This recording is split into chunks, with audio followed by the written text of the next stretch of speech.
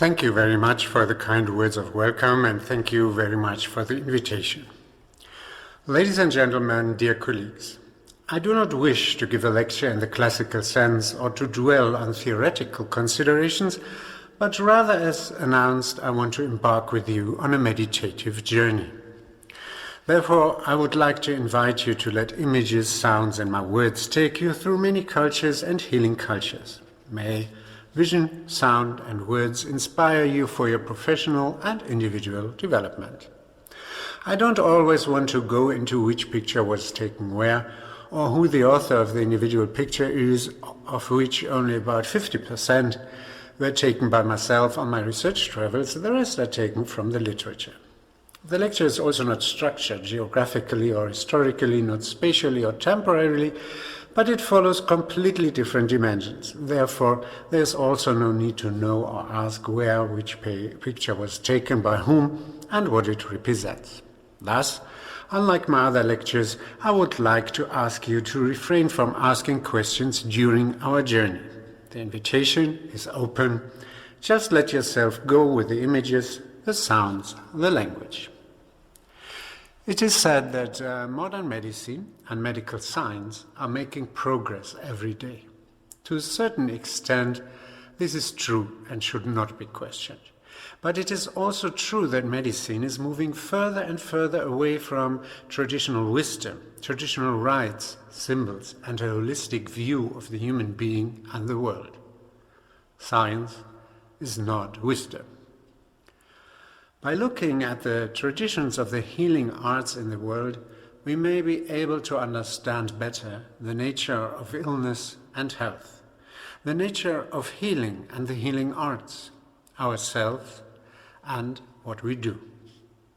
By revealing a little of the hidden knowledge to us, other cultures can help us better understand differences and similarities. Above all, we can also understand ourselves better. For the view through other cultures of the human being, of his being, his health, is like the view from different perspectives in different light conditions. Each time we see it a little differently, and each time we understand a little more. The truth is only one. We will never experience it 100% in all its aspects.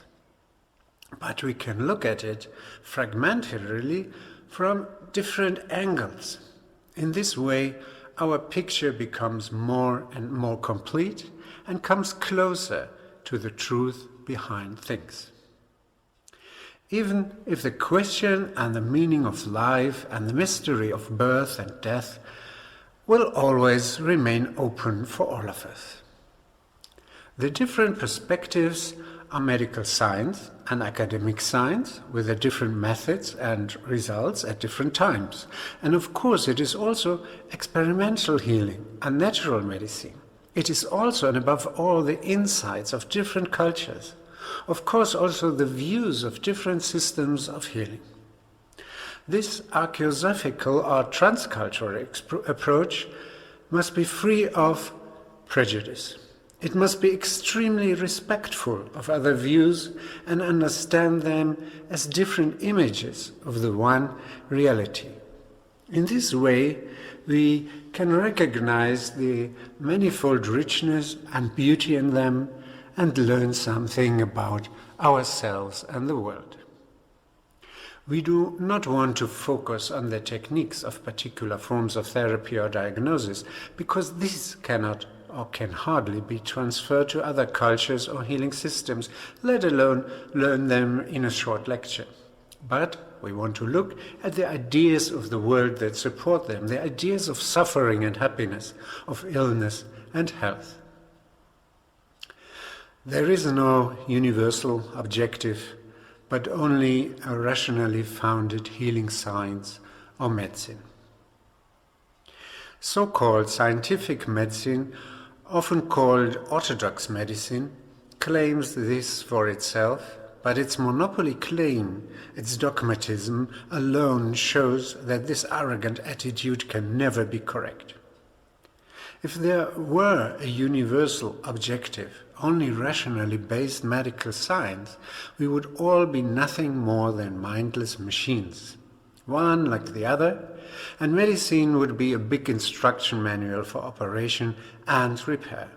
That this is neither true nor does it work, we see every day in hundreds of thousands of cases in doctor surgeries, hospitals, but also in our practices and around the globe.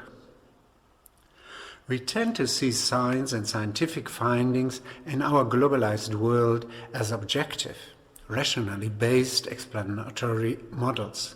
But of course, every science always depends on time and culture, and it is shaped by certain worldviews. And in the same way, it shapes people's worldview and self-image, for example, through schools and the media.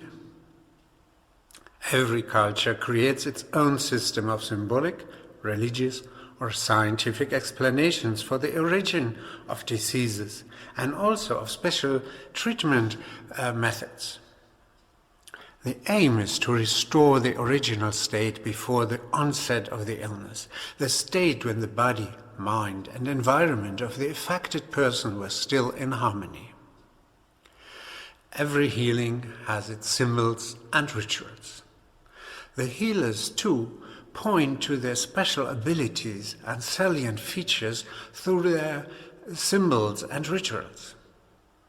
The therapist's gestures, his way of diagnosing, the clothes he wears, white coat or bell cape, and the instruments he uses, stethoscope or drum or a cupping vessel. All these things give information about the one who uses or wears them and whose advice one seeks. Every therapy has its rituals. One has to know them and consent to them in order to get well. The ideas one has about the origin and nature of illness naturally also influence the choice of therapy and the success of treatment. Three main types of beliefs about this can be distinguished as follows. The first is the view of the disease as war. The idea is disease is something that invades, takes possession of, besieges, threatens, and fights against the human being. In this sense, disease must be driven out, fought, and defeated. This is essentially the notion that underlies academic medicine. Perhaps it is because many of its founders were military doctors, especially in the field of infectious diseases, by the way. Here we can perhaps already see how their worldviews have shaped the scientific image and language. On the other hand, we see the concept of disease through malpractice. Medicine knows it as wrong diet, wrong or insufficient exercise, overstraining, poisoning, and so on. Other cultures, however, also speak of a spiritual power being upset. Ancestral spirits, forest spirits, forces of fate, such as the Vintana in Madagascar. Then the shaman or a priest doctor acts as a mediator. In Christian Europe, we also knew this for a very long time. Think of ecclesiastical guilt systems that understood illness as God's punishment. Today, this feeling of guilt is awakened by information campaigns and preventive appeals, by measures of early detection, vaccination, and precaution. If the person concerned does not make an effort, he or she is acting against social or medical regulations. If he falls ill, a system of guilt is aroused. For example, that the sick person did not pay enough attention to his health, did not exercise, did not eat healthily, did not have enough vaccinations, or that his genes were simply bad. If others apparently become ill because of him, as in the case of infectious diseases, the feelings of guilt are stirred up from all sides. The guilt arises from the knowledge alone. It is a feeling that arises almost by itself, because the belief system of supposed science, virology, etc., has laid down this and rooted it deeply and firmly through school, media, education, medical demands, and supposed enlightenment. Pregnancy, for example, is no longer understood as a natural, beautiful process, but above all, it is a time of responsibility, uncertainty, and fear. Constant examinations are virtually obligatory, just like giving birth in a hospital instead of in a birth center, which fortunately still exists. For the newborn, the examinations prescribed by the health insurance companies and, if necessary, enforced even by youth welfare officers, mark the beginning of a series of constant measurements, comparisons, examinations, and questioning of health. A series that should not be interrupted until old age. If someone even becomes a nursing case due to illness or old age, he or she needs the help and support of others. Thus, old age turns from a mercy into a burden, and self-perception from being taken for granted and grateful also very quickly into a guilt complex. Often, the behavior of a sick person is also sanctioned, for instance, through higher health insurance contributions, social exclusion, restriction of freedoms, isolation. We can see many parallels here in other cultures as well, where there is social exclusion of the sick person who endangers the community or divinely intended or social order, who has possibly behaved in a supposedly antisocial way, etc. The third concept is essentially different from the first two. I'm tempted to call it pacifist medicine. It understands health as a balance, as a natural state of equilibrium. It is based on a holistic view of the human being. It is the view of the original naturopathy, which is more and more lost due to the commercialization and academization of the same. It is about restoring harmony between the individual and his or herself, between the individual and his or her environment or society. Illness is an impairment of balance. Illness has something to do in some way with the nature of the person affected, with his temperament, his astrology, his life world, his genetic heritage, his character, his longing and soul, his karmic existence. In Chinese medicine, it is mainly the balance of energy flows that can be disturbed. In Tibetan medicine, it is a balance of forces. In Ayurveda, the balance of the three basic currents, breath, bile, and phlegm. And the European theory of the humors, the balance of blood, phlegm, yellow and black bile. And the new esoteric medicine, and I use esoteric here in the original meaning turned inwards as opposed to exoteric turned outwards. In this new and yet so old esoteric medicine, it is balance in the form of harmony. Man in the flow with his task of life. Illness is understood as a message, as a hint to deal with a certain issue. If this happens and the person achieves harmony with this theme, health becomes possible again. If everything has a course, what are the exact courses of those things that befall us, touch us, of happy events as well as those of accidents and illnesses? It seems impossible to explain them down to the last detail. Are they due to chance? The influence of the stars, karma, the will of God, or an inevitable chain of physical and biological laws. Myths they try to explain the inexplicable in their own way. They connect and symbolize the various relationships between the order of the cosmos and the organization of the human body, between the natural and the supernatural, the inner and the outer, the conscious and the unconscious, in order to approach an answer to the ultimately unanswerably questions of life and death, illness and health, love and hate, disaster and salvation. Thus, healing is always philosophical, religious, and spiritual to the highest degree. The holistic view of the human being can hardly be limited. Where does the holistic structure end? With the physical limits? The psychological limits? The limits of consciousness? The limits of the social structure? The limits of the environment or of the individual? Such boundaries do not exist. The holistic view of the human being is a mystical view of the oneness of everything. It expresses itself in images of macrocosm and microcosm. The human being is a miniature version of the cosmos, of the universe. Everything is in everything is not only the Chinese Taoist tradition. The primordial breath, the Qi, has existed since before the formed universe came into being.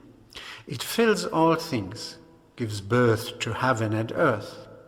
Thus we find the whole body in every part of the body. Just think of ear acupuncture or iris diagnosis. Moreover, the human being is just as much a part and an image of a greater whole.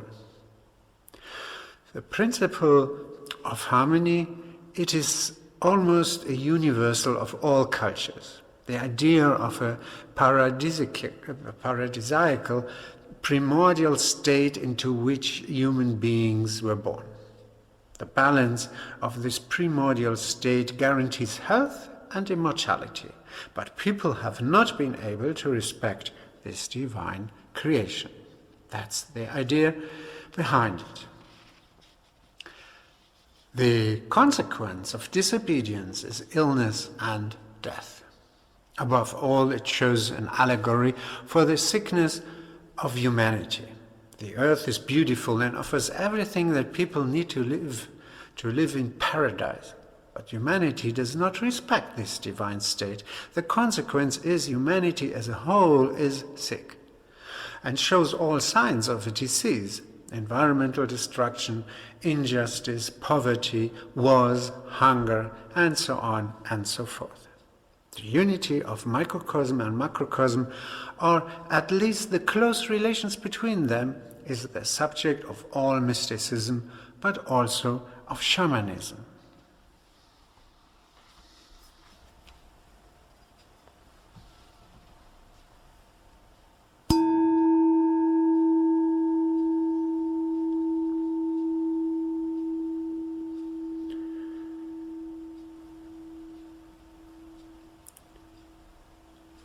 I am the source and the great stream. I am the rock, the stonemason and the dome. I am the way, the wanderer and the goal. The sea, the white sail and the keel. I am birth and death and being and nothingness. The hub of the wheel and the ray of light, the body of the sky and the grain of dust, the wind and the withering and the falling of the leaves. I am the player and the violin note. I am the all, the Father and the Son, the germ in the movement of all things, the circular in the form of the rings. The new in the stillness of time, the great you in your dark depths, the wrist in the writing of thy letters. I am the I that germinates deeper in you, the dreaming that dreams in all of us. I am the sudden pain in all sorrow, and the liberation that liberates from the I.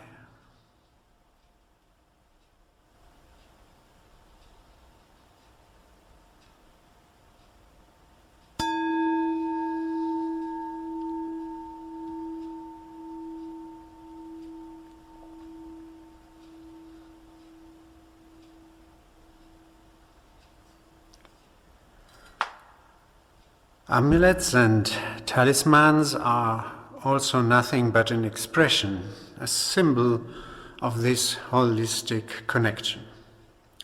In many traditional ideas, the microcosm and the macrocosm interact in such a way that misbehavior in the microcosm enrages powers of the macrocosm.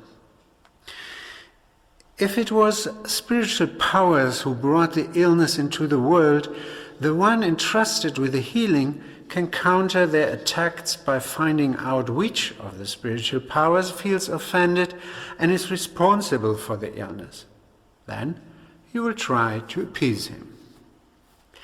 The healers and shamans thus fulfill a task similar to that of a priest. They establish the connection between the heavenly and the earthly, renew the bond between the human world and the spiritual powers, pacify the conflict that divides outside and inside, body and spirit.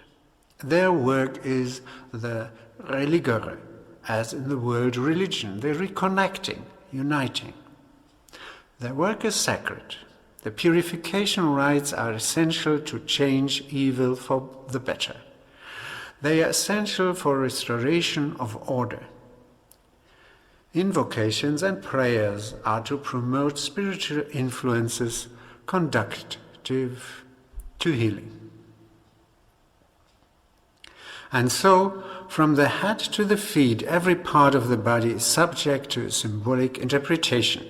For the allegory, microcosm equals macrocosm also applies here. Dream interpretation, star interpretation, and divination are important elements in communicating with the divine to find out the cause and treatment of illness. In traditional Africa, there are no approaches to consider thoughts, consciousness, body, and personality separately. Even the relationships to the environment, especially the social environment, belong to the human being and are not considered separately.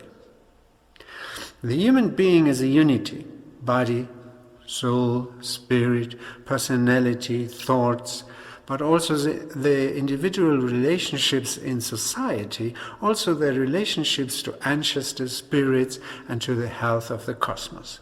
The human being is part of a gigantic network.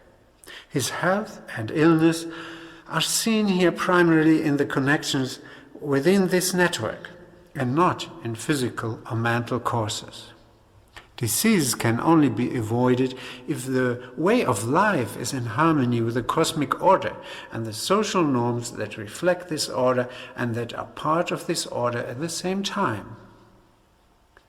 But what role does the body and corporeality play in such an observation and worldview?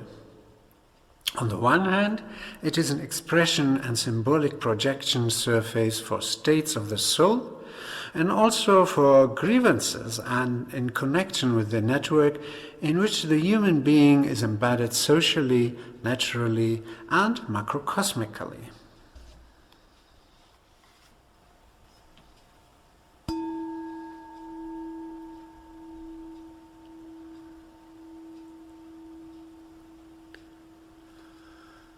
The body is the stage of the soul. On it are also given those plays that the soul refuses. For what the soul does not live, lives out in the body.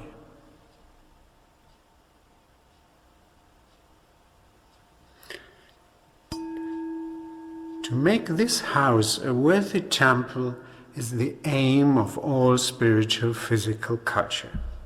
On the other hand, the body is naturally also a starting point for treatment.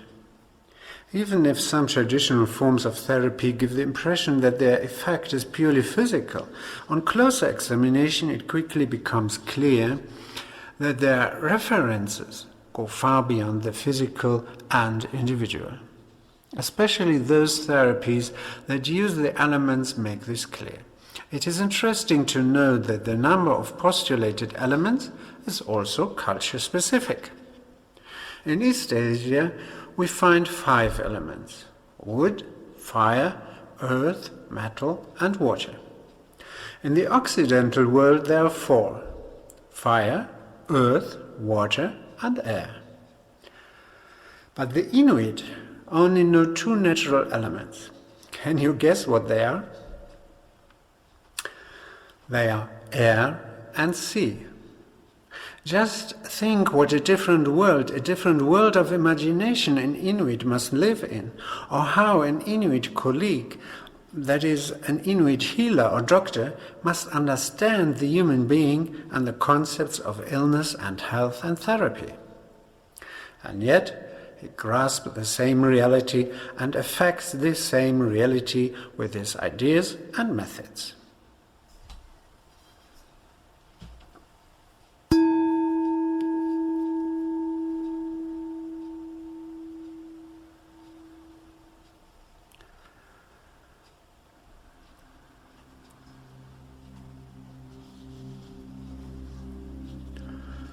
Atoms form molecules. Molecules form cells. And cells become tissues. Tissues create organs.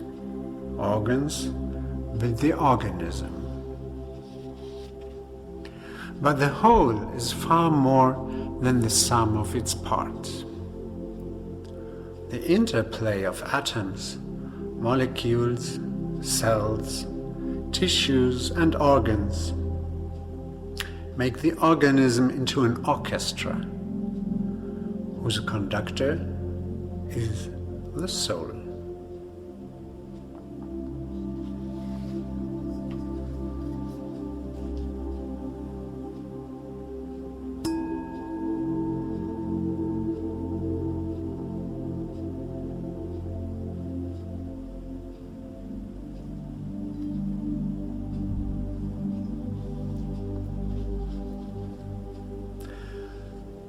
Illness is not simply illness. In many traditional healing systems, there is no catalogue of possible diagnoses. One could almost say that diagnosis, in the sense we know them, would be a hindrance there. And let's be honest, they often are here with us too. The same disease can have different names for different individuals. The personality of the person is always taken into account in social, religious, and human contexts. Accordingly, diseases can be named and classified very differently. In a traditional system, for example, diseases are distinguished in ways like everyday, frightening, ordinary, supernatural, worldly, sacred, and so on. Such designations are an expression of a shamanisticism or animistic and mystical worldview that understands human beings and nature in a context and preferably unites opposites or combines extremes. While the psychoanalyst listens to his patients, it is the shaman's task to talk to the patient and all the entities involved in his condition and to facilitate communication between these entities. Even if shamans have real medical knowledge, the therapeutic process are also anchored in the symbolic. Shamanism is above all a religion, not a healing system. In Africa we cannot speak of shamanism. We must speak of animism. Yet, in the various nature religions of Africa, the world of the soul is not a spiritual world as in the shamanism, but nature is animate, is also spiritual. So the spiritual world exists in the physical world.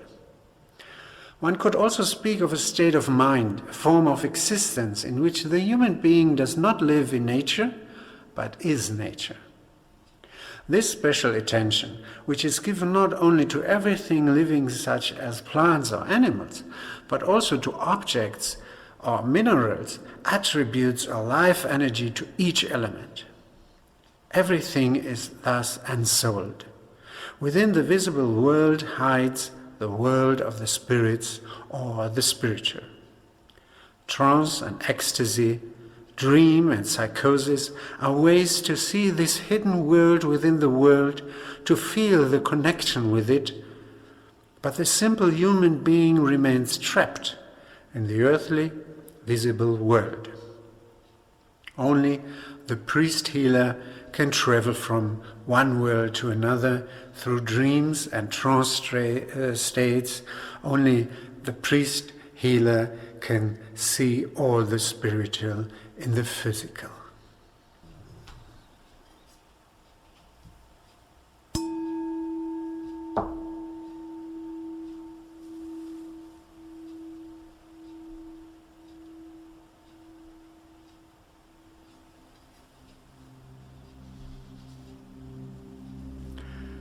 In the moment of oneness with everything,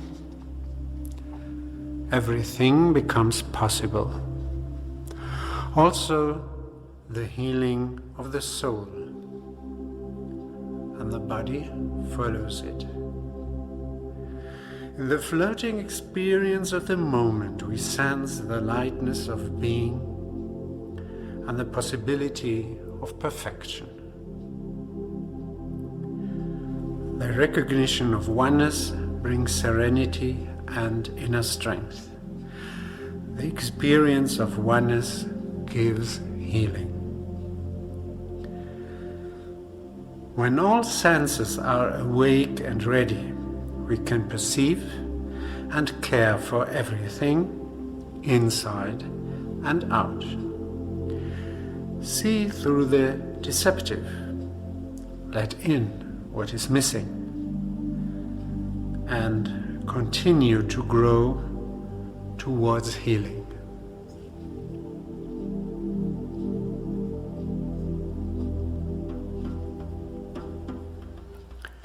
The slow beating of the drum carries the priest-healer up into the world of the invisible.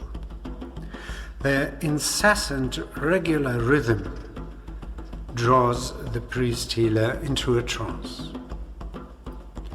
In Africa, with its indispensable importance of the social fabric, possibly not the priest-healer alone, but precisely also the person to be healed, or even the community as a unit that puts itself into a collective trance.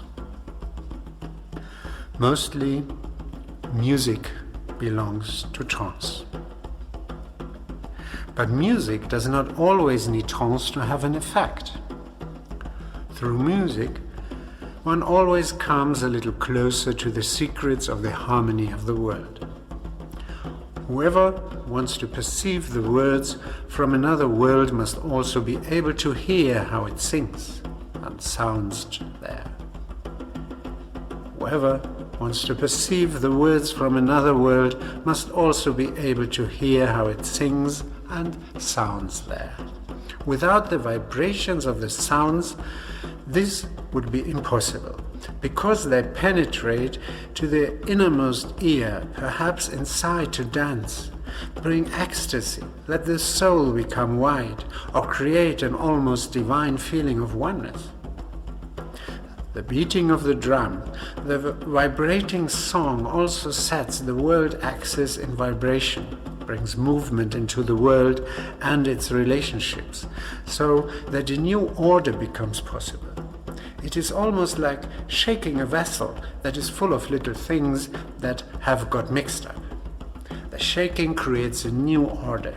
It is an opportunity for each individual to take its place, following an inscrutable yet influenceable regularity. In music, one can hear the song of the world that fills the universe, like the heartbeat fills the lives of human beings. In this way, the bond between man and the cosmos, that has been severed with illness, can be renewed.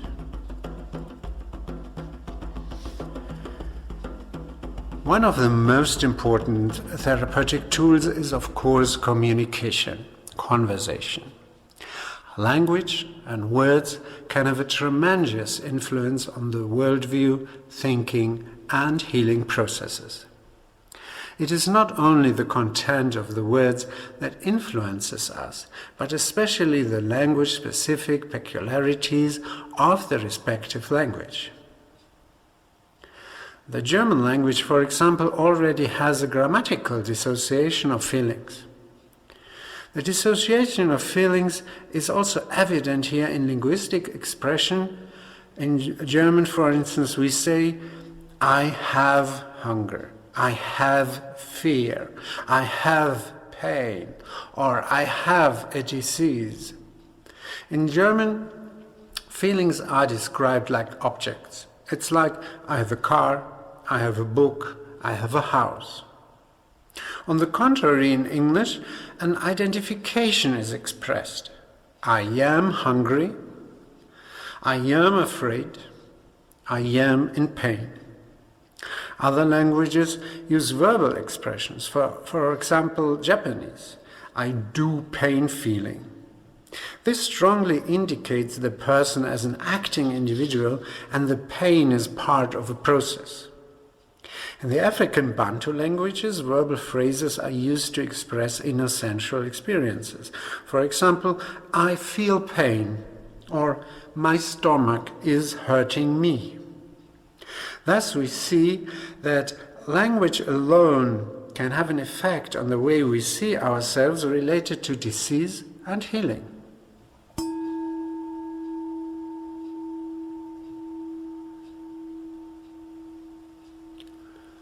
The vibrations of words can touch and affect us. That is why the right words at the right time heal the soul, and the soul in turn heals the body. Magic words are magic words that aim at the moment and touch eternity in it. This is where true healing can happen.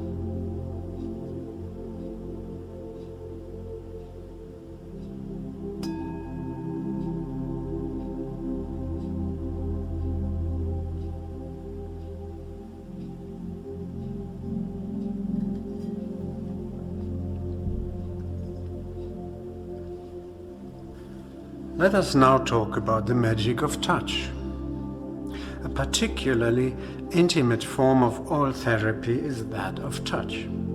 Touch, the laying on of hands, is always also an expression of acceptance, closeness, devotion, and above all, when done in the manner of a blessing, an expression of love and compassion.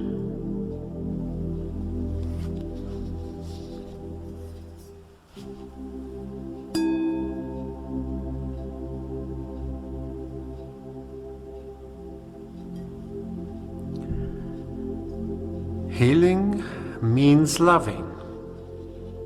Pure love soothes pain, makes the soul frank and free, makes the heart beat faster, worries, sorrows pass away.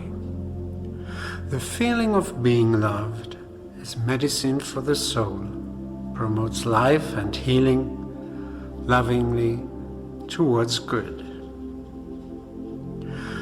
To be a healer in traditional cultures does not simply mean to have made the decision to become one and to enter into some kind of apprenticeship. Rather, it requires a special experience, a calling, possibly a special initiation. Such a calling is experienced as deeply religious. Such a calling takes the form of a face, a vision, or may happen in a dream. If one looks for a comparison in Occidental culture, it also finds its parallels at best in the religious sphere, for example in the calling through an apparition of the Virgin Mary to join a spiritual order. The calling to become a healer, that is, the healing mission, is perceived by the person as coming from outside. It is therefore not their conscious wish to heal, such as the consideration, desire, and decision to become a doctor or healer, but a mandate from ancestors, spirits, possibly also from other healers or religious authorities. Healers are often respected and more or less feared because of their connection to powers that are difficult to understand. At the same time, their reputation is great when they use their skills for the positive. However, the attitude of the individual towards the activity of a healer is usually first characterized by rejection and fear, as far as the idea of becoming active in this way oneself is concerned. This fear of the healing powers is partly justified by the fact that if one behaves wrongly towards these powers, that means if one does not handle them properly, one can cause harm to others and even harm oneself, or may do serious harm to the world order. Just as there are people who build up and those who destroy, so there are healers on the one hand who only want to bring about positive things, and on the other side there are magicians who use their gift to harm others, to manipulate others. Accordingly, everywhere in Africa there is a clear distinction between the art of healing. In East Africa, like in Swahili, we say uganga, that includes the white magic, and on the other hand, sorcery. In East Africa, for instance, Swahili, it is called uchawi, including black magic. Interestingly, oracles and fortune-telling without a healing reference are generally assigned to black magic. The clear separation in linguistic usage corresponds to a reality in which the individual can never be mganga, healer, at one time, and mchawi, sorcerer, at another. In any case, a healer needs a positive attitude and a sense of good. But anyone who has once turned to black magic will never be able to heal again. With this acceptance of the healing mission, often after a long struggle with the initially resisting consciousness, the most important qualification is actually attained, which can be followed by an apprenticeship with a healer, but does not necessarily include any earthly or social training. For the healer himself, his healing ability does not consist in a power immanent to his person, but his ability is to invoke such healing powers and to understand healing messages. A healer thus sees himself as a medium for forces of a spiritual world. Healers, therefore, merely function as transmitters. In many cases, it becomes clear that they can be used as a tool, for example, when an ancestor expresses a healing message or prescription through a healer in a trance. The desire to heal by one's own power or will usually results in the loss of the healing power. In terms of communication, the African art of healing uses a wide range of symbols, which ultimately always have to be interpreted in depth by psychological terms in a process of analytical understanding. For the success of healing, however, such an interpretation is irrelevant. The ability to heal thus also results from an unusually good communication with the unconsciousness. It never ceases to amaze me how easily and unself-consciously African healers move back and forth between consciousness and subconsciousness, how they feel equally at home in both, without wasting a single thought on in the Occidental, almost inevitable question of reality versus unreality. Although these two worlds are so firmly and closely anchored in traditional African reality, and there is hardly any linguistic separation, they must nevertheless have a clear demarcation in the personality of the healer. For if a healer were to identify with the power of the unconsciousness, which enables him to heal, and ascribe this to his own ego, the relationship to the unconsciousness would be disturbed, and a mental state would arise that can be described as psychosis and would be characterized by a far-reaching loss of reality. Collective claims from the deeper layers of the unconscious world penetrate to the limit of consciousness, but without being projected outwards, so that delusional ego enlargement and a loss of actual healing ability would be the consequences. The power whose value and origin lies precisely in the fact that it comes from the collective psyche of human beings must be contained to where it belongs. The healer can become the bearer of healing powers because he knows and experiences the boundaries where the collective unconscious and the individual consciousness come together. The healer is able to mediate between these two realities. Of course, an African healer also uses surgical, physical, and pharmacological procedures and therapies, but traditionally, medicine alone is not yet considered to have sufficient healing power. A therapy can only heal properly from the hands of a person who is called to do so. In his capacity as a transmitter, the African healer makes a connection between the physical healing power immanent in the medicine and its references in the otherworldly, spiritual, mystical world, and from there to the patient's unconsciousness. Fairy tales that tell how certain herbs or springs came to have the healing power are interpreted in this sense, nothing more than symbols for the fact that a medicine or the healer draws its healing power from the otherworldly spiritual existence of ancestors and spirits. Whereas in the Occidental worldview, academically trained physicians as actual medicine men believe only in the direct powers of medicines and regard incantations, magic, spiritual healing, and the like as fraud, or at best skillful suggestion, in the traditional African worldview, it is just the opposite.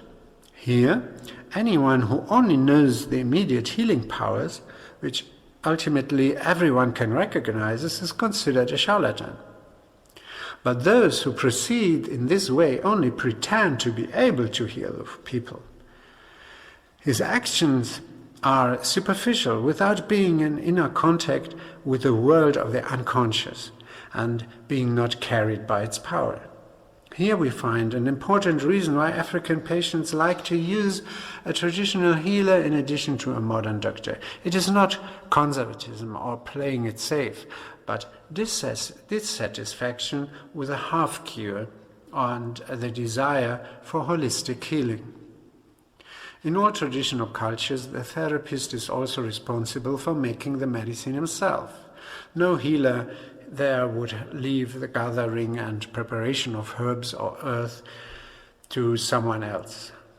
Western culture invented the apothecary and largely removed the ability of the therapist to make a medicine.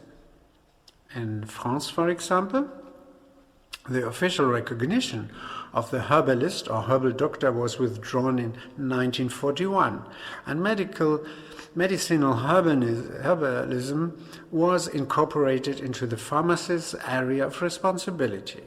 A list of freely saleable medicinal herbs was precisely defined.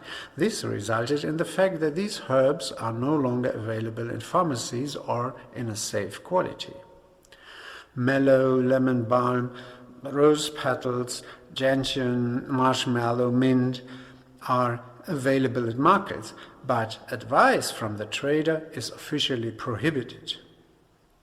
In traditional cultures, herbal medicine is often a specialist knowledge, sometimes also called secret knowledge.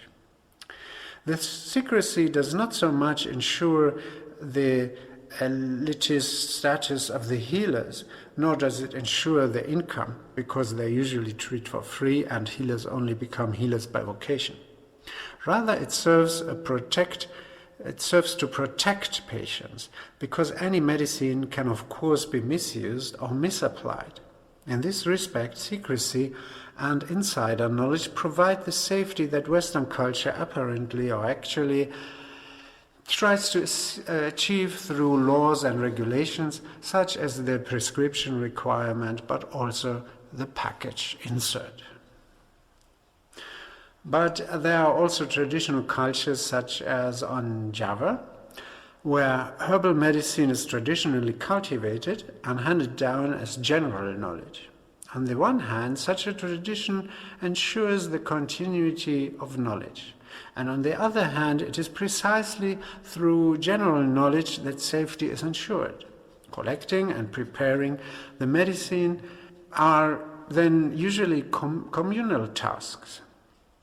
The importance of the role of a midwife in traditional healing cannot be underestimated. When she facilitates the newborn's path into the world of the living, she also provides access to a culture and a society.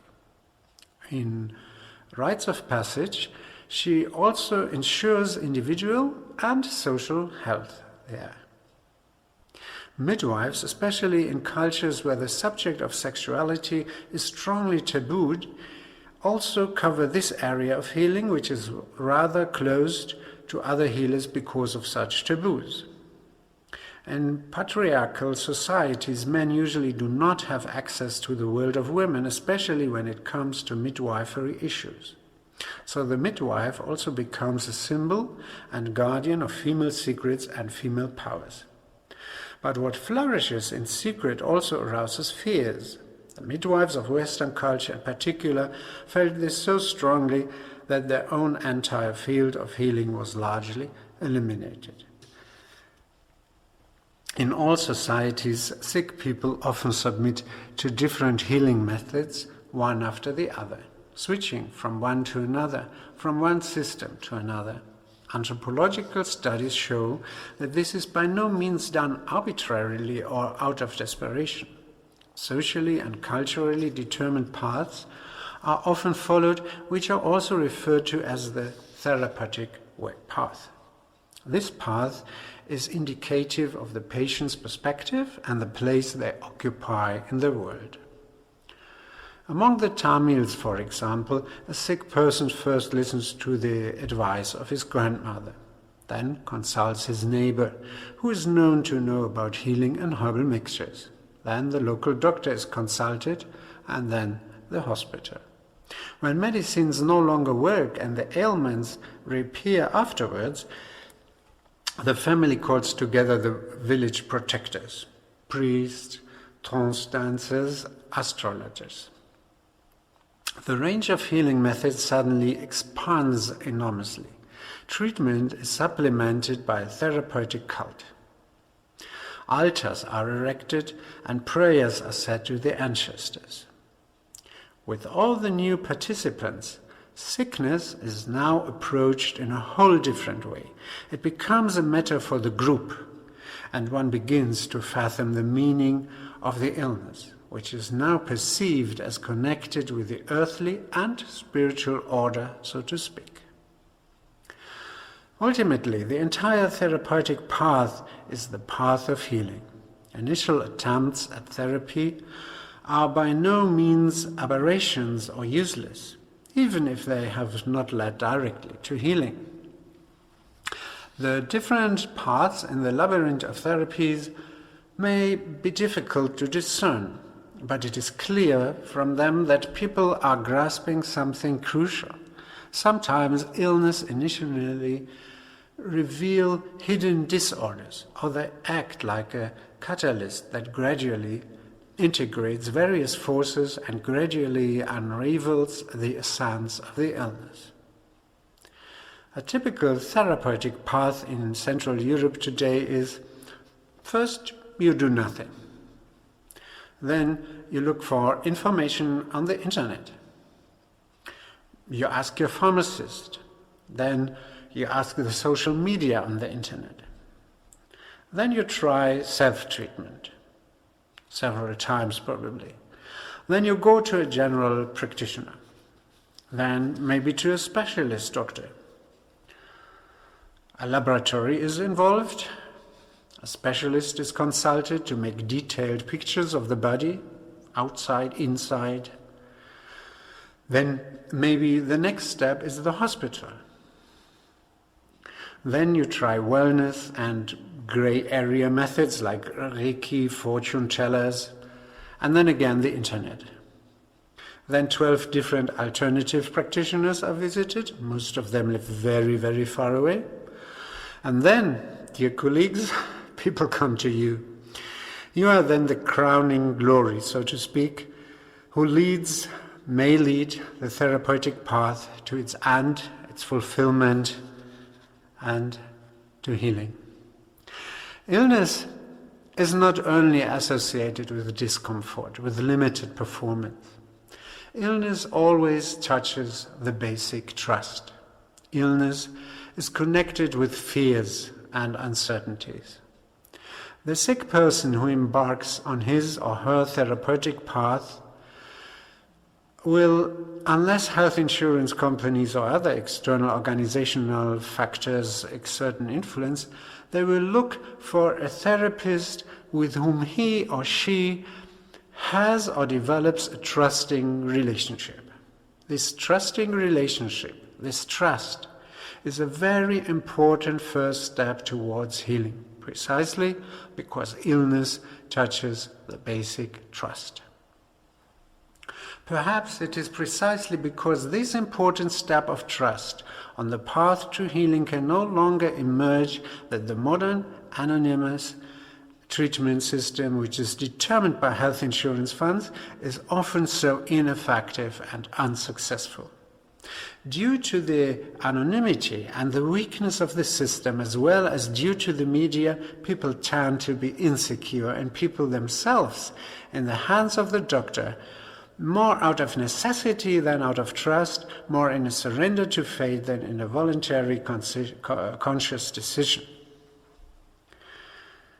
My dear colleagues, let us ensure that people come to us out of trust. But this requires that we free ourselves from corrupt systems and remain free, independent from them.